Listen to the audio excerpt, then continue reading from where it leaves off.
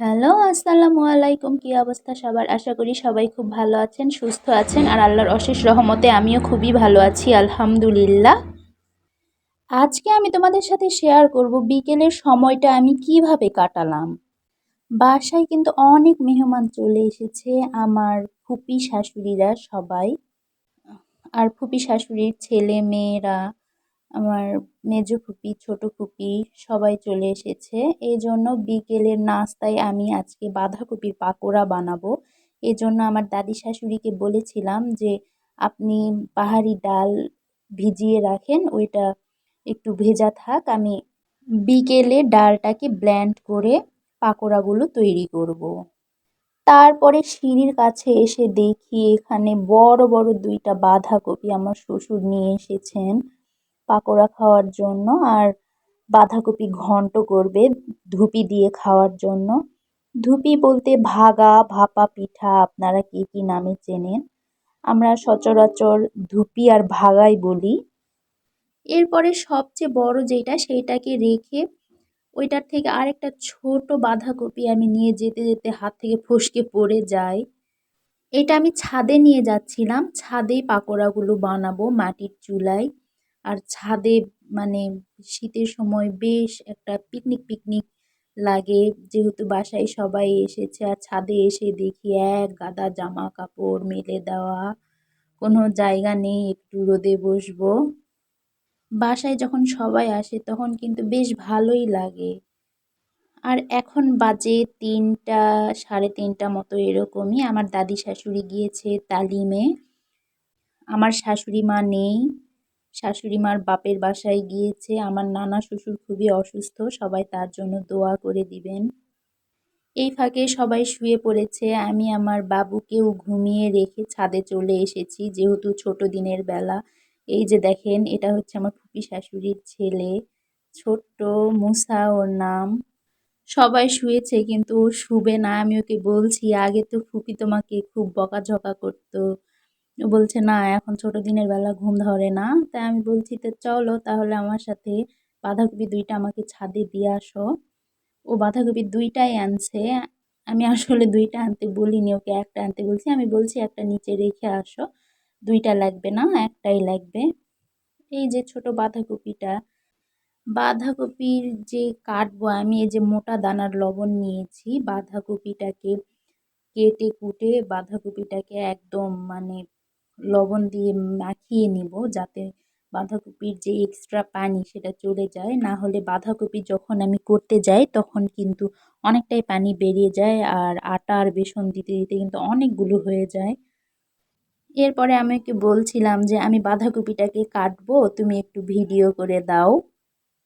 ও তো ফোন নিয়ে ভিডিও না অন করেই ফোন ধরেছিল, একদমই ভিডিও হয়নি। আমি কাটছিলাম, আর কাটতে কাটতে এত জোরে আমার হাতের আঙুলটা কেটে যায়, কি পরিমাণে যে রক্ত! আমি তো মুসা বলে চিল্লানি দিছি, ও দৌড়ে বাহিরে বের হয়ে চলে আসছে। দেখেন প্রায় 1 পোয়ার মতো রক্ত মনে হয় আমার নখ থেকে গেছে। আমি তো ভয় পেয়ে গেছি একদম, যে নখের রক টক ছিঁড়ে গেছে নাকি। তারপরও দৌড়ে এসে মগে করে পানি এনে বলছিল যে তুমি পানির মধ্যে হাত ঢুকিয়ে রাখো। তারপরে আর কি করার, আমি একটু নিচে যে মলম টলম লাগিয়ে আবার উপরে এসে যে বাঁধাকপিটা কাটিনি ওইটাকে কেটে নিয়ে এরকম লবণ দিয়ে ভালো মতো যেই কচলিয়ে নিয়েছি, যেই হচ্ছে পানিটা বেরিয়ে যাওয়ার জন্য। এই পানিটাই কিন্তু হচ্ছে পাকোড়া করার সময় অনেক ডিস্টার্ব করে। এই মানে এরকম মাখিয়ে নিয়ে পানিটা ফেলে দিলে বেশি ভালো হয়। এরপরে আমি নিচ থেকে ডালটাকে ব্লেন্ড করে নিয়ে আসি। এর মধ্যে আমার ফুপি শাশুড়ির আরেক মেয়ে, ওর নাম সুমাইয়া, ওই মুসার বোন, বড় বোন, ও আমাকে এসে বলে, আপু নাও তোমার জন্য চকলেট। এই শেয়ারিং বিষয়টাকে কিন্তু খুব ভালো লাগে, তাই না? ছোটদের মানে ছোট থেকে এই অভ্যাসটা করানো উচিত, যাতে বড় হয়ে সমস্যা না হয়।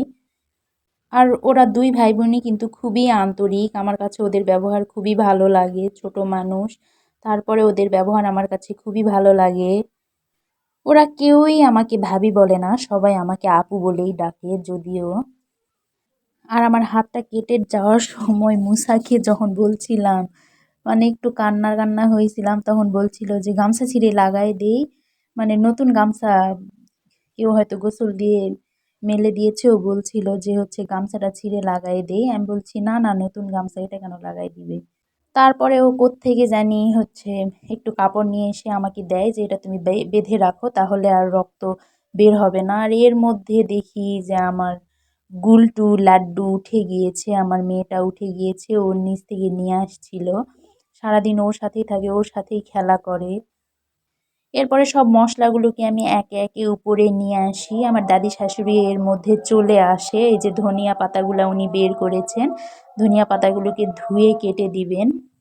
এই পাকোড়া বানাতে বানাতে কিন্তু আমার সন্ধ্যা হয়ে গেছে একদম। আমি ৩টার থেকে মানে কাটাকুটি করতে লাগছি, যদিও আধা ঘন্টা মতো মানে আমি নিচে চলে গিয়েছি আর কি, আমার খুব রক্ত বেরোচ্ছিল এজন্য। এরপরে ফুপি শাশুড়ির আরেক ছেলে আমাকে হচ্ছে টেপ এনে দেয়, আমি হাতে লাগিয়ে পেঁয়াজটা এরকম কাটাকুটি করে নিই। এরপরে দাদিমা সব ধনিয়া পাতাগুলোকে ধুয়ে দিল, ধুয়ে একদম কেটে দিতে বললাম আমি যে কেটে দেন, আমি কাটতে পারবো না। উনি বলছে যে দে এদিকে, আমি কেটে দিই। এরপরে ধনিয়া পাতাগুলোকে উনি সুন্দর মতো কুচি কুচি করে কেটে দিবেন।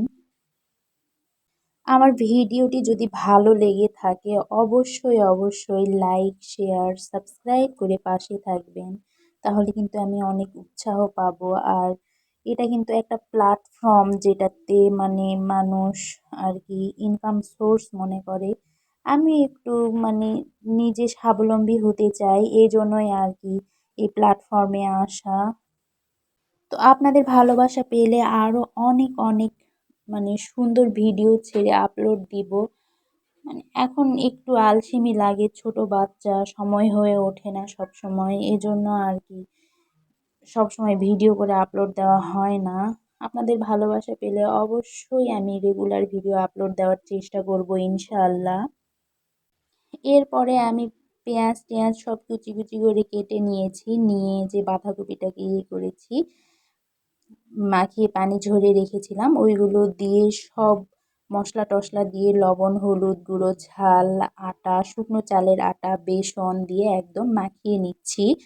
মাখাতে মাখাতে আমি দাদি শাশুড়িকে বলছিলাম যে একদম কেমন লাগছে গামলাটাও, আর মাখাতে মাখাতেও মনে হচ্ছিল যে দোকানে যে পেঁয়াজু করে ওরকম পেঁয়াজু আলি হয়ে যাব। এরপরে আমার আরেক ফুপি শাশুড়ি চলে আসছে, বাসার কাছেই বাসা। এরপরে উনি এসে বলল তেলের কড়াই দাও, যেখানে বড়া ভাজা হয় সেইখানে। এরপর এখানে দেওয়া হয়েছে, দিয়ে আমি সব পাকোড়াগুলো ছেড়ে দিয়ে এই যে একদম রাত লেগে গিয়েছে, এর মধ্যে আমার মেয়েটা খুব বিরক্ত করছিল, এই জন্য আমি নিচে চলে গিয়েছি, সব ক্লিপগুলো নেওয়া হয়নি। তো আজকে এই পর্যন্তই। যদি ভিডিওটি ভালো লেগে থাকে অবশ্যই লাইক শেয়ার সাবস্ক্রাইব করে পাশে থাকবেন। আল্লাহ হাফিজ।